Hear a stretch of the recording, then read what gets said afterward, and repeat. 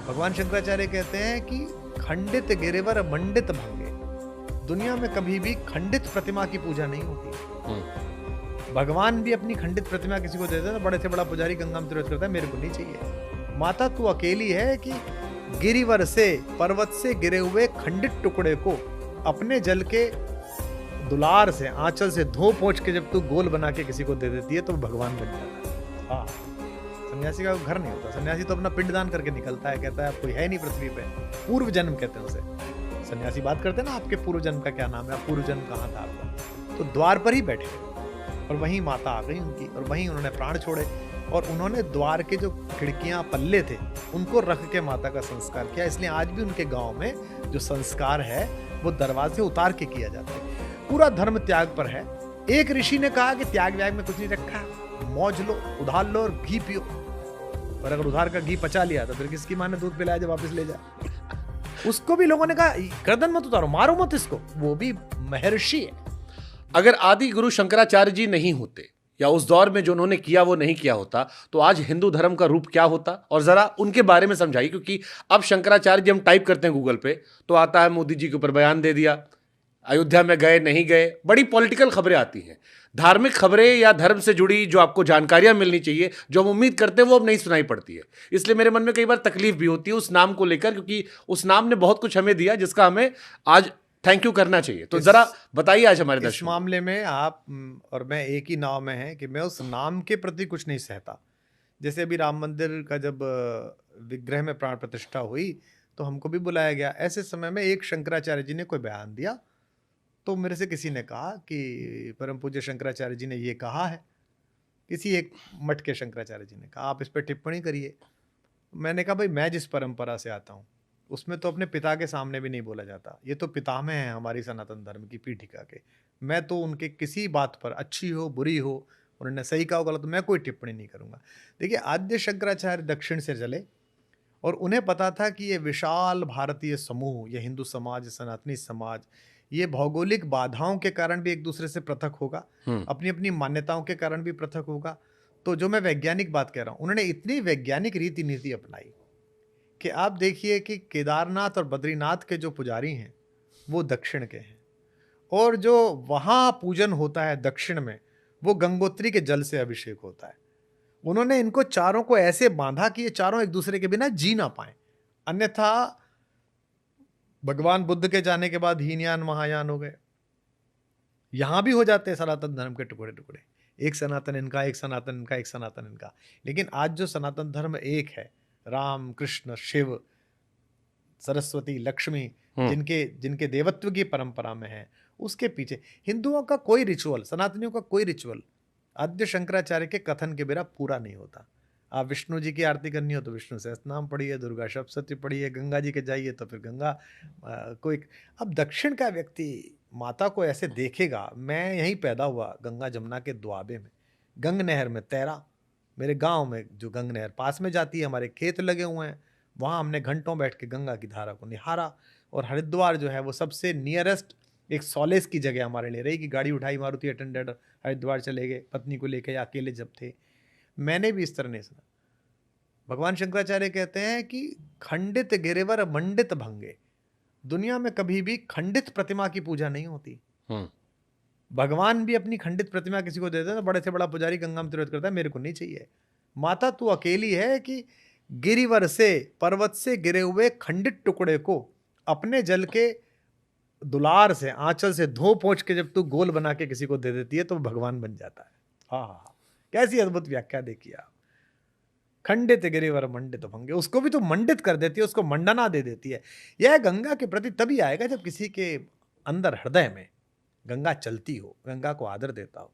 तो आद्य शंकराचार्य कृतज्ञ देश है जी, जो देश सुभाष को भूल गया, जो देश गांधी को गाली दे सकता हो, जो देश सावरकर को गाली दे सकता हो, तो कृतज्ञ है। तो उसमें उस कृतज्ञता की चपेट में भगवान शंकराचार्य भी हैं कि उनका तो बहुत आभार शिवराज सिंह चौहान जी का कि जब वो मुख्यमंत्री थे तो उन्होंने ओंकारेश्वर में विशेष रूप से वहाँ एक व्यवस्था बनाई, विद्यालय बनाया भगवान शंकराचार्य की व्याख्याओं के लिए, और एक बहुत बड़ी मूर्ति वहाँ स्थापित की। मैं तो अभी जा नहीं पाया तब से, ओंकारेश्वर निश्चित रूप से जाऊंगा।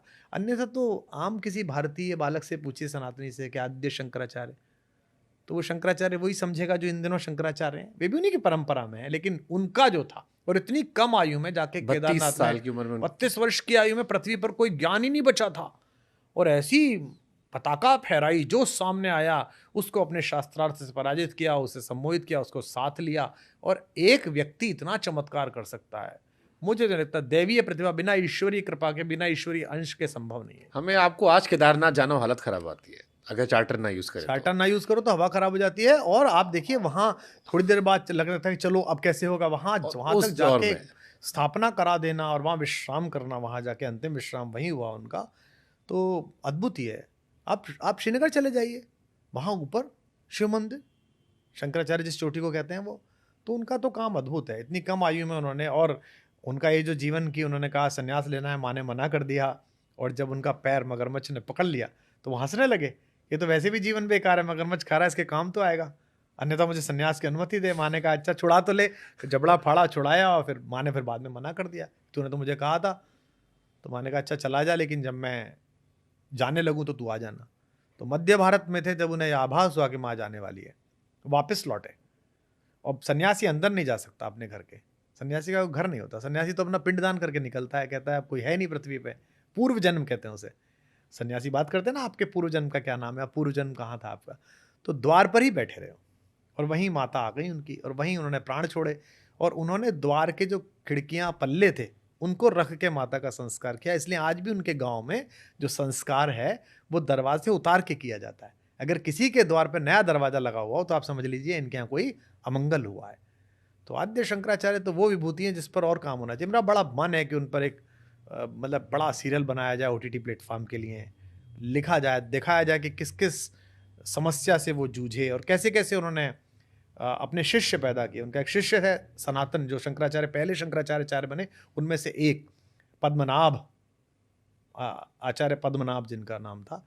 वो इतने सिद्ध पुरुष थे कि वो नदी के पार गए हुए थे, और उन्हें वहां से ऐसा लगा चलती हुई भागीरथी में कि गुरुदेव ने मुझे पुकारा है। आद्य शंकराचार्य जी इधर थे और मैं गया हूं हर्षिल, क्या वेग के साथ चलती है भागीरथी, और उन्हें लगा कि गुरुदेव ने मुझे पुकारा है, और गुरुदेव ने पुकारा है तो मैं भागूं। तो वो भागे, पुल तक पहुंचूंगा देर लगेगी, तो वो गंगा के लहरों पर भागे, और गंगा की लहरों पर जहां जहां उनका पैर पड़ा वहां एक कमल का फूल बन गया, और उस पर चलते हुए वापस आ गए। तो इसलिए उनका नाम पद्मनाभ पड़ा, पैर जिसके कमल समा, सनातन उनका नाम था। मैं ऐसा समझता हूं कि जैसे पत्थर को जब हम फेंकते हैं तो पत्थर में तो भार होता है, अगर हम सीधा फेंकते तो बैठ जाएगा, लेकिन जब उसे में यूं तेजी के साथ डालते हैं तो वो लहरों के टकराता टकराता आगे जाता है। मुझे लगता है क्षिप्रता इतनी रही होगी, आवेग इतना ज्यादा रहा होगा कि गुरु को समस्या है, गुरु पुकार रहे हैं, कि इसीलिए गंगा के ऊपर से कूद के चले गए होंगे। तो छोटे छोटे भी जो उनके किस्से हैं जीवन के, इनको एक साथ इकट्ठा करके कुछ बनाया जाना चाहिए। बहुत कम जानकारी, मुझे लगता है काफी लोग सुनना चाहेंगे शंकराचार्य जी के बारे में।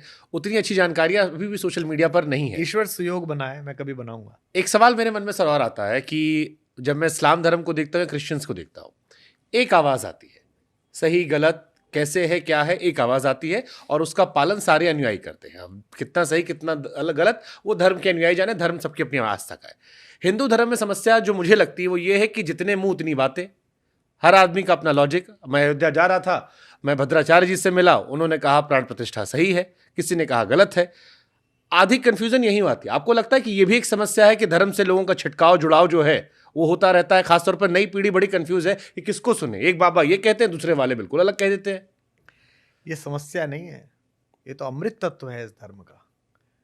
मुंडे मुंडे जायते मतरे भिन्ना, प्रत्येक मुंडी में अलग अलग, कूपे कूपे नवम जलम, नए हर कुएं में नया जल है। ये जो वैविध्य को समेट लेने की कला है सनातन धर्म की, इसी के कारण ये धर्म जीत गया, इसी के कारण ये धर्म बच गया। आप किसी, सब धर्मों का आदर है, सबके पास, सब में बड़ी सुंदर सुंदर बातें हैं, सब में बहुत अच्छा अच्छा है। क्रिश्चियनिटी में कुछ बहुत खूबसूरत है, इस्लाम में भी कुछ बेहद प्यारी बातें हैं, बौद्ध धर्म तो है ही क्या अद्भुत। और हम जिस धर्म में हैं भाई, हम चूंकि उसकी वैज्ञानिक व्याख्याओं जुड़े हुए तो हम तो उस पर सम्मोहित हैं। हम तो चाहते हैं 1000 जन पैदा हों तो भी सनातनी ही पैदा हों, ये मैं मान के चलता हूँ।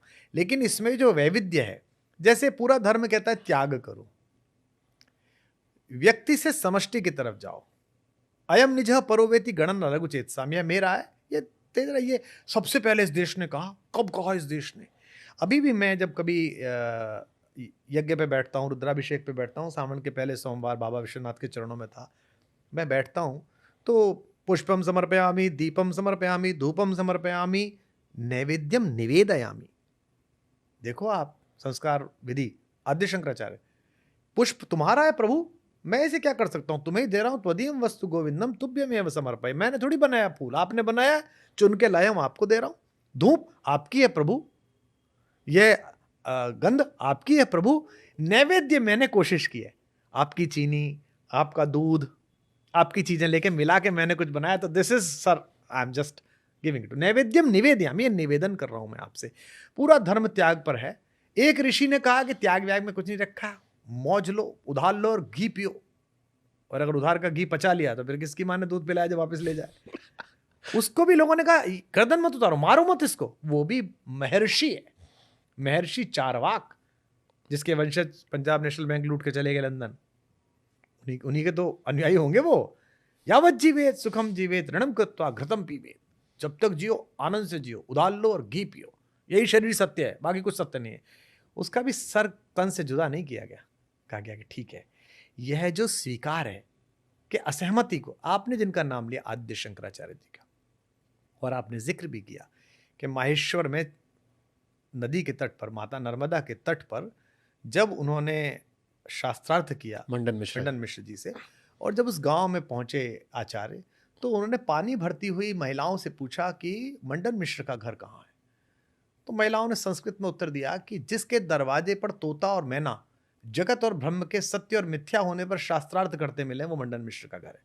इतने बड़े विद्वान थे मंडन मिश्र। उनकी पत्नी देवी भारती भारत की अद्वितीय विदुषियों में थी, जो उनकी ज्यूरी की हेड बनी। इन दोनों के बीच शास्त्रार्थ जब हुआ, उन्होंने ही ज्यूरी का काम किया। ये जो हमें सिखाने आए हैं ज्ञान गंभीर के भारत में स्त्री की स्थिति फलाती ढिमकाती, इन मूर्खों को बताओ कि 18वीं शताब्दी में इटली में लिंडा पोइट नाम की एक लड़की ने वकालत शुरू कर दी थी, जिन्हें जला के मार दिया था इन्होंने वकील बनने पे। हमारी माता तो 1800 साल पहले जज बन गई थी भाई भारती, ये जो हमें सिखाते हैं ज्ञान भार वाले। तो जब वहाँ उन्होंने शास्त्रार्थ मंडन मिश्र से प्रारंभ किया, मंडन मिश्र पराजित हुए और विनत हुए, उनके शिष्य बन गए, सुधाकर उनका नाम रखा गया। तो जब वो जाने लगे तो शिष्य ने पूछा, नए शिष्य ने गुरु से पूछा, आयु प्राप्त शिष्य ने युवा गुरु से पूछा। पहली बात तो देखिए, ये कोई समस्या नहीं है कि गुरु युवा है, 24 साल का है और मैं इतने साल का हूं। पूछा कि गुरुजी आप तो जा रहे हो, मेरे लिए क्या आज्ञा है? तो उन्होंने कहा कि प्रिय शिष्य, तुम मेरे ऊपर वार्तिक लिखो। अब आपके लिए नया शब्द होगा वार्तिक। महर्षि पाणिनि के अष्टाध्यायी में वार्तिक की व्याख्या है। वार्तिक क्या होता है? हमारे आचार्य लोग, मैं तो संस्कृत का विद्यार्थी नहीं, मेरी गति नहीं है ज़्यादा संस्कृत में, इसका दुख है मुझे, क्योंकि मैं केमिस्ट्री फिजिक्स मैथमेटिक्स पढ़ने में रह गया शुरुआती दौर में। वार्तिक का अर्थ है उक्तम, जो मैंने कहा है इसकी व्याख्या करो। ये तो कोई खराब बात नहीं है, हर कवि चाहता है कि उसका चेला उसके ऊपर पीएचडी कर ले। उक्तम। अनुक्तम, जो मुझसे छूट गया, जो मैंने नहीं कहा, इसकी व्याख्या करोगे गुरुजी ने ये तो कहा ही नहीं, यहीं तक बात कही, इससे आगे तो कही नहीं। इसके लिए कलेजा चाहिए। और तीसरी बात तो केवल भारत का ऋषि कर सकता है, केवल मेरा शंकर कर सकता है।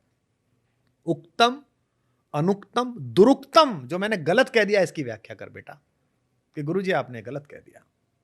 कौन करा लेगा? है किसी में इतनी इंटेलेक्चुअल एक्सेप्टेबिलिटी? ये जो इंटेलेक्चुअल एक्सेप्टेबिलिटी है क्रॉस की, कि तुम भी कहो, तुम भी कहो, तुम भी सही कह रहे हो, हाँ तुमसे बात हो सकती है, यही इस धर्म की उत्तरजीविता है। तो मेरे जो छोटे भाई बहन, जो बच्चे इस कार्यक्रम को देख रहे हैं और वो सोच रहे हो कि परम पूज्य शंकराचार्य आदरणीय श्री अभिमुक्तेश्वरानंद जी ने एक बात कही, परम पूज्य जगत गुरु तुलसी पीठाधीश्वर रामभद्राचार्य जी ने एक बात की, दोनों महाराज जी के प्रति सादर चरण स्पर्श करते हुए, मैं तो दोनों का परम प्रिय हूँ, दोनों के श्री चरणों में माथा रखने का सौभाग्य मैं पाता हूँ, और ये मैं जब भी मिलता है इस अवसर का लाभ उठाता हूँ। अगर अलग अलग बात कह रहे हैं ना, तो तुम अपनी बुद्धि के साथ, तटस्थ बुद्धि के साथ, आदर भाव के साथ इसकी व्याख्या करो, समकालीन परिस्थिति में इसका जांच परख करो, अध्ययन करो। ये कैसे कि हम इन गुरुजी के चेले तो इन गुरुजी के खिलाफ बोलेंगे, ये संभव नहीं है। तो यह जो इंटेलेक्चुअल एक्सेप्टेंस है अलग अलग बातों का, यही इस धर्म की संजीवनी शक्ति है।